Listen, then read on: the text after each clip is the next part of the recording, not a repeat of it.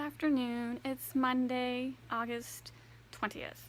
I actually was going to do my daily vlog outside because it's such a beautiful day, and then I went to sit down and there was a huge spider on the deck.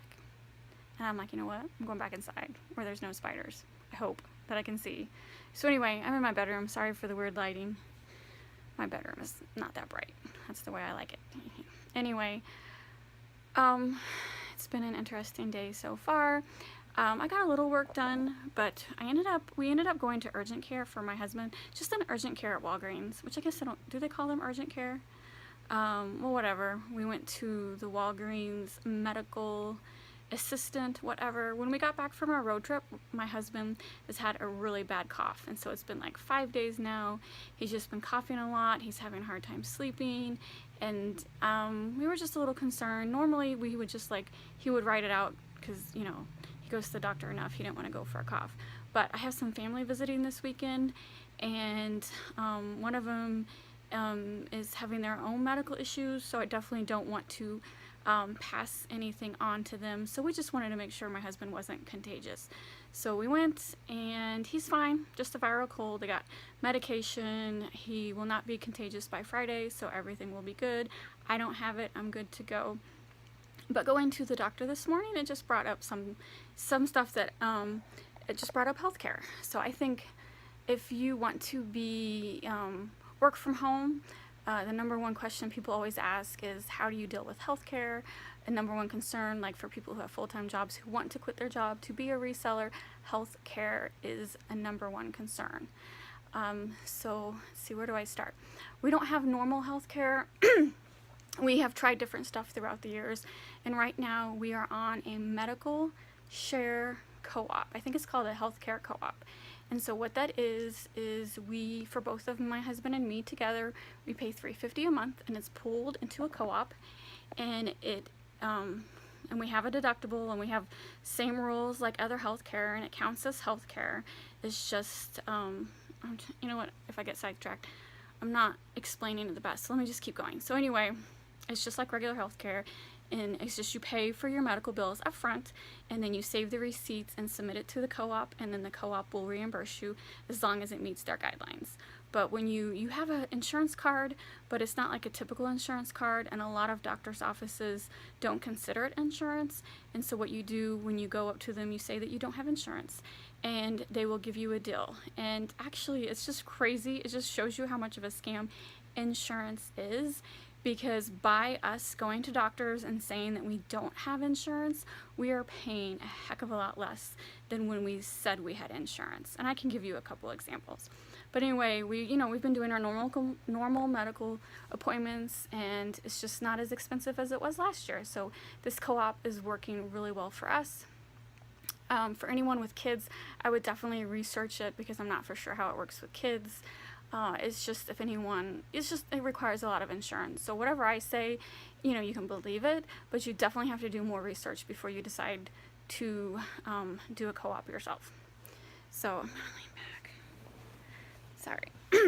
If I sound out of breath, it's like I run up and down my stairs all day long, because my office is upstairs, I'm on the main floor, and a lot of my stuff I do is in the basement. So you think I'd be used to it by now, but I'm not. I'm a little out of breath.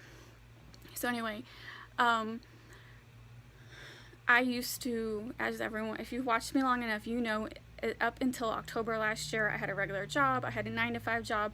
I have a degree in accounting. I was an accountant for a company for 10 years, and for various reasons, which I've mentioned before, I don't work there anymore. I chose last October to stay home and work from home. And so when I worked for that company, they did cover my insurance. I was very fortunate that they covered my insurance 100%. But every year it was a struggle. The owner was like, this is the year I'm going to quit paying for everyone. And he never did, but I knew eventually he would, just because it was a huge expense for him. It just kept increasing and increasing. And when I first started 10 years ago, the insurance he paid for us wasn't that expensive, but like anyone who has insurance knows, it just, in the last 10 years, or even more than 10 years, since 2006, insurance has just went up and up and up steadily every year, and not just like the inflation raise, just like ridiculous, just ridiculous. And so he was covering us, but he didn't want to anymore. And so that was another reason. It's like, well, if I'm gonna have to pay for my insurance, then I'm gonna work for myself. And so so for me, without having any kids, it wasn't that hard of a decision to quit that job. And so last year I used I don't want to say Obamacare because I don't like that term, government healthcare. What do they call it? What is it called? I guess government healthcare, but is it not a healthcare.gov? Anyway, I used that and it was a joke. I paid 3 months, never got an insurance card, never got anything in the mail. I had it from October until December. They never sent me anything in the mail, and I think and they would not send me information email-wise. They'd send me a reminder every week to renew for next year. That's all they would send me emails on. Don't forget to renew for next year. Don't forget to renew for next year. Never sent me like anything telling me like where's my insurance card, what it covers, etc. I mean, I know that there's a website to log on. So I had an account to log on. Nowhere in my logon was something that I could print an insurance card. So all I had was like my receipt that I paid every month. And I never, thankfully, had to go to the doctor, but if I did, I was hoping that was enough. So that was just a joke. And then my husband, ever since I met him, he has always been he's always had his own independent policy. Like outside of whatever job he did, he always had his own health care. And he just used to be a single person or individual plan through, I think he did Coventry. He might have did Blue Cross, but I think for the longest time it was Coventry. So when I first met him in 2006, he was paying $140 a month. And then every year it would raise, and then as of last year, it was all the way up to $450 a month for him. And his benefits, and I think I've mentioned this before, because his benefits, his monthly fee went up, but his benefits went down. For an example, when I first met my husband, he had cancer, and he went through chemotherapy, and he went through radiation. He never paid a dime. His insurance covered everything, and it was expensive. And that was back in 2006. In 2007. You know what, don't quote me on years, it doesn't matter. But back then, everything was covered. And then as the years went on, he had other issues that came up, and he started having to pay out of pocket. He started having more deductible. He started having to pay more. As he was paying more for healthcare, he started to have to pay more out of pocket. It was just crazy. I'm sorry, I got hand action going on. So it just was like, are you serious? It's like you're paying more and it covers less. And I know we're not the only ones. I've seen plenty of articles where everyone was having this issue. It's just healthcare turned into a joke. And in my opinion, it is still a joke. So for example, now we're both together in this medical co-op. And as both of us, so for last year, he was paying $450 for himself. And then if I would have been paying, well, actually the 3 months that I did pay, I paid $300 just for me through healthcare.gov. $300. So $450 plus $300, $750 for both of us for 3 months. And then he started researching these medical, what are they called? Health insurance co-ops. And he started researching it, and we picked one that works well for us. I'm not going to say the name because one, I don't remember it off the top of my head, and two, every state is different. So my co-op, unless you're in St. Louis, is not going to help you at all. And so we did this co-op, and we're paying for both of us together $300. And then I think they already told us next year they're going to raise it to $350, but they're not raising it right this moment. They're in January of next year, they're going to raise it to $350, which is fine. $50 hike is still a lot, but that's fine. It's still better than the $750 I was paying for healthcare.gov and Robert's Coventry. And so we do pay out of pocket, and it goes towards the deductible, but it's less than what Robert or we were paying, both of us. It's already less than what we paid last year, if that makes sense. Like for an example, when Robert goes to his doctor, like we went a couple weeks ago, he had a visit, and it used to cost him like, God, even his like just copay was like $80. So we went and it was $40. And then usually they charged him $250 for lab results, and we paid $120 just by saying we don't have insurance. So when he had insurance, he just to visit his doctor, he paid $80. Now he paid $40. His lab results, He paid 200 something. Now we pay 120. Do you see what I'm saying? And it's just crazy by saying, but you have to get over the like stigma of saying you don't have insurance, because I'll be honest, when you go to a doctor's office or Walgreens or anywhere and you say you don't have insurance, they definitely give you the eye. But yet you get a deal. So you can give me all the eyes all you want. I want to say stink eye, but I don't like that expression. You can look at me weird all you want, because you're still giving me a better deal if I were to say I have insurance. So just 10 minutes of me talking about insurance. So I don't know if I told you anything that is helpful to you as an individual, but look up healthcare co-ops, and it's working for us. I know that my sister, I love her so much, and she would love to come work for me, and I wish she could come work for me, because she works for a hospital. She has a degree in biology. It's very stressful, and they kind of take advantage of her, if you know what I mean. But I cannot. She makes a really good salary, and I cannot cover her. Her salary is awesome, and she has insurance for 4 individuals: her husband, her, and 2 daughters. And I just cannot. I'd have to, like, $800 alone of her paycheck would be for insurance, and I just can't afford to pay her that. Maybe one day. I make pretty good money for me, but to hire her as an employee, I can't cover what she's doing. I wish I could, because I know I would totally enjoy working for her, and maybe one day my business will boom and I can hire her, but that's what happens. Insurance, it makes it hard. So she has to stick with the hospital job because it gives her good insurance, and until her daughters graduate from high school, she's gonna work for insurance. That's really what it boils down to. She has to stick with that job just for insurance, and she enjoys it for the most part. It's just like any job. You got coworkers. She should create her own channel talking about her coworkers. That's the one thing I don't miss, the drama of coworkers. Like my old job, I worked with a bunch of men, but there was a couple women too. And right before I left, this one lady, oh my God, I could not stand her. When I come into work, I want to work. I want to work. I have a great work ethic.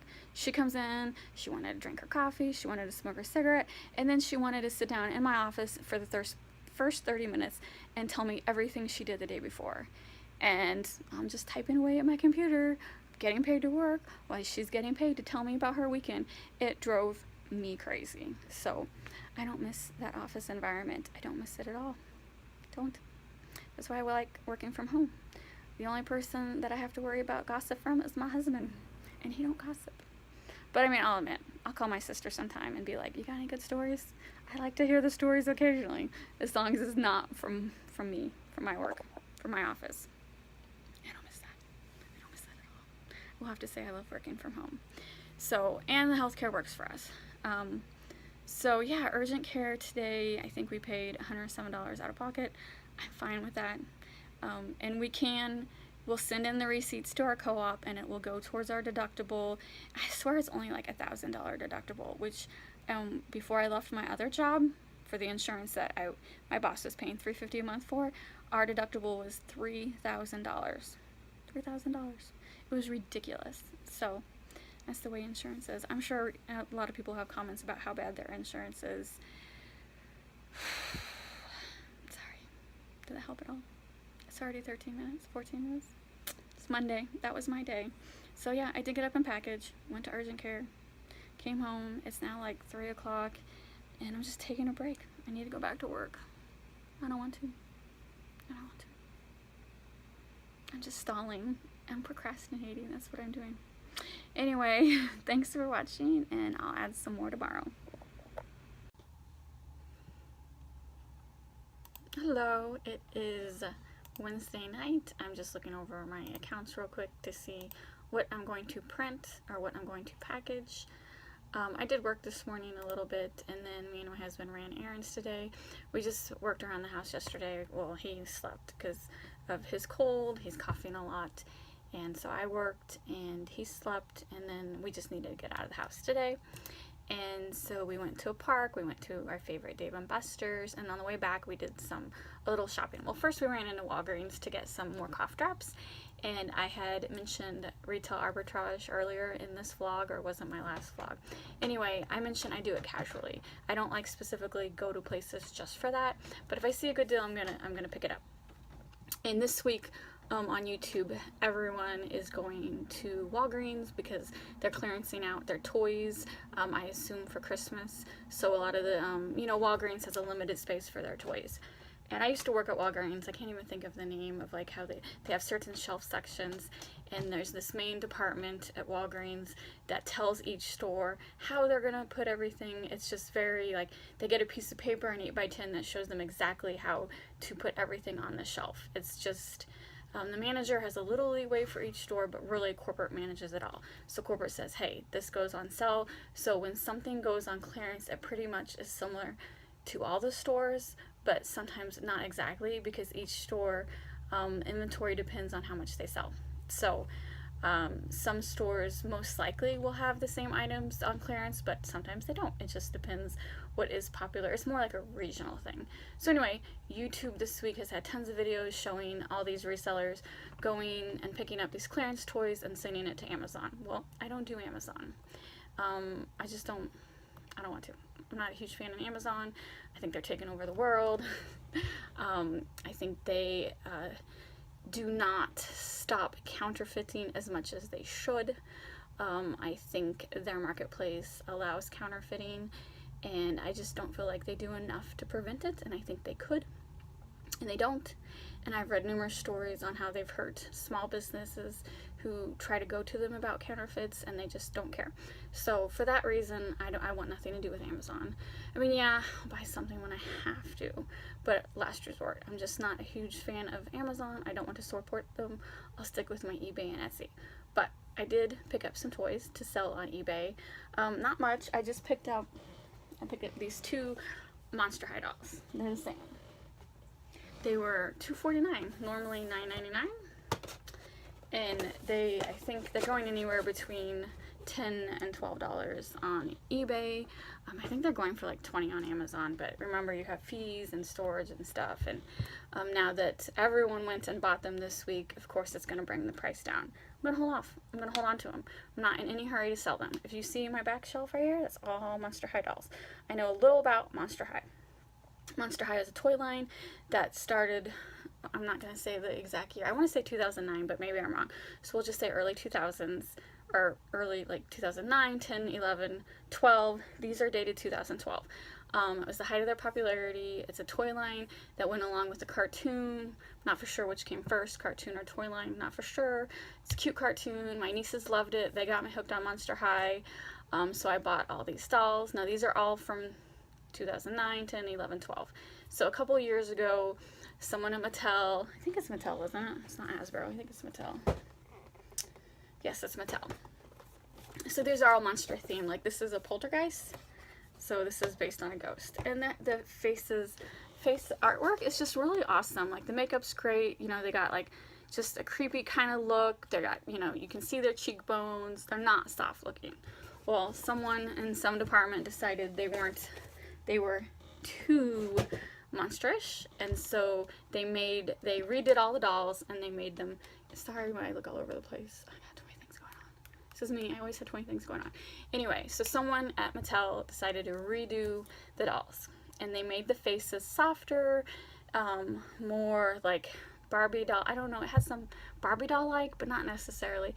Just they wanted to appeal to a younger audience maybe, but there was nothing wrong with them in the first place. They were unique. They were different than anything out there before, like everyone else copied. But for whatever reason, they redid the dolls, and the hardcore collectors hated it. I hated it. I did not buy any of the new line. I liked the older ones. I liked the more monstrous, and they're not monstrous. There was nothing wrong. For whatever reason, someone decided to make them softer looking, less scary. Just, they look like girls with too much makeup, and I didn't like it, and a lot of people didn't like it. So Monster High popularity went way, way down. So in my opinion, and this is just my opinion, don't take my word for it, don't go out going and buy tons of Monster High until you do research.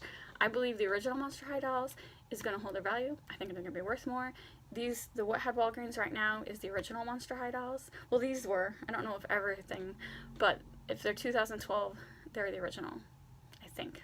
Again, I'm not doing my research, I'm just speaking from my memory.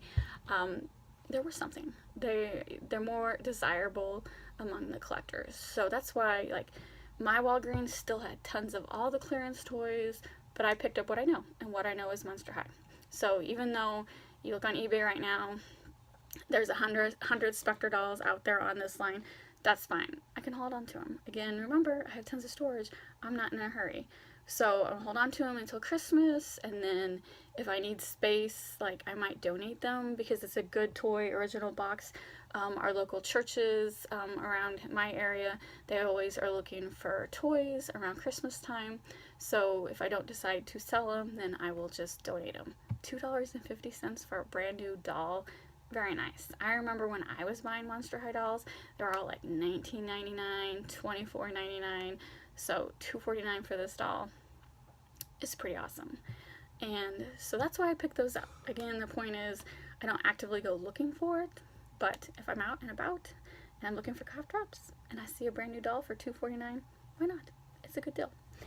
And then what else? We stopped by Michael's because the other thing, I love Instagram. I love just looking through the pictures through Instagram. I don't do Facebook at all. Well, I do for personal, but like just as a storage for photos.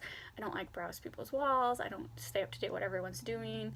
I'll post my photos there for, like I said, storage. I have all these private folders. It just takes when you have too many photos on your phone, I just put them on Facebook. Easy to access. I don't know if that's the best thing, because if something ever happens to Facebook, I might lose those photos, but I'm not gonna worry about that right now.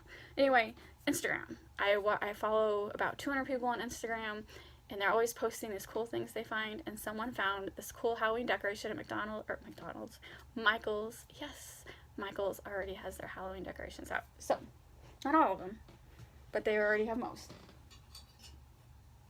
Look at this. Can you see this? So this is a metal sculpture.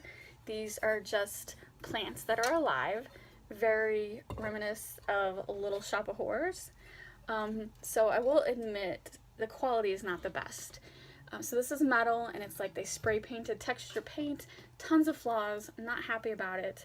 There was only 3 to choose from, and all 3 had flaws. This is me personal. I would not resell it. I actually thought about it because I think these are going to be hard to find, but they all had flaws, and I just don't want to deal with a buyer like, oh, there's a flaw. Look, there's a line right there. Yeah, they all had flaws, and it's heavy. This is like 5 pounds. I'm not shipping something that's 5 pounds, but personally, it's not awesome. So this was $29.99. Do I wish I would have had a 40% off coupon? Yes, I wish I would have had a coupon. I didn't want to wait because they gave me a 40% off at checkout. There was only 3, and I'm just afraid they're going to be sold out. So yeah, I was willing to pay $30 for it, and it's good for this year, but next year, if it develops more flaws, I'm just going to repaint it. But isn't that awesome? Little Shop of Horrors. Yes, Halloween. Halloween's my favorite. Anyway, that's it.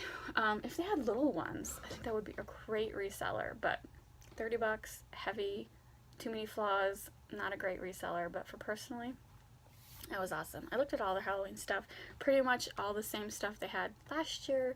That was the only thing that was different. I think they had a couple new Halloween, you know how they have the little Halloween house scenes? What do you call that? You know, the little houses, I think it has a specific name. I don't get into that. I don't collect those. They had a new one that was like costume shop. I thought that was cool. But again, I'm not going to get into that because that's like hundreds of dollars to create your own little town. No, but I got enough stuff. As you can see, if you think my office is crowded, wait till you see like what I put for Halloween. I might show my Halloween decorations this year. I'll literally have like 10 huge memory containers of Halloween decorations. I have more Halloween decorations than I have Christmas decorations, which is saying a lot because my Christmas tree is like at least 12 feet. So I might go a little overboard on the Halloween decorations. So anyway, that's it. I will add more later. Good morning. It's Saturday. I'm just doing my morning ritual. Put my packages on the porch. Actually, I cover them. It's not supposed to rain today, but it's looking a little cloudy. So anyway, I put my bin on my porch. Now I'm going to put the flag up. I haven't posted in the last couple days because I caught my husband's cold. It's bound to happen. We live together. We share everything. So I've just been coughing. Not as bad as him. Let me put my flag up. I got a little note in my box that says, packages on porch. My lady's great, but sometimes she has a sub. So she told me to keep using the note because she's not fond of her subs. So anyway, like I said, oh, there's an early bird. Who is that behind me? See, they slow down. Every time I'm in my yard, they slow down and stare. Or it could just be because it's a curve. I don't know. Anyway, what was I saying? Let me turn that light off. That's my porch light. Anyway, I didn't do much the last 2 days because I just felt like crap. I did list a couple of things yesterday, but I'll be honest, not much. And my house is dark. It's 7:30. And I'm feeling a lot better. I still have a little cough, and I'm pretty sure you can tell by my voice. I'm hoarse. But we've just stayed inside for the last 2 days, and we just want to get out. I'm not contagious. I double checked with the doctor. I'm good to go.